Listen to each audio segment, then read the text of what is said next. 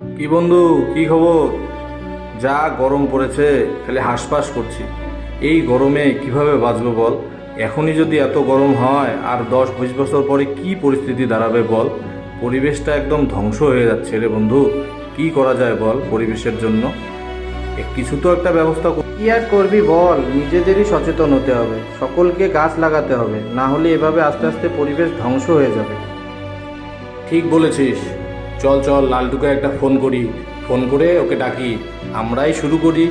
যাই হোক, যতটা করা যায়, কারণ আমরা যদি চেষ্টা না করি, শুধু মুখে বললে তো আর হবে না। ঠিক বলেছিস, আমাদেরই করতে হবে। চল, লালটুকে ফোন কর একটা, দেখ কোথায় আছে।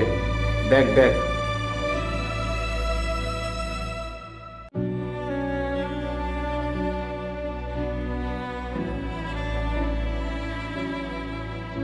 কিরে লালটু, কোথায় আছিস?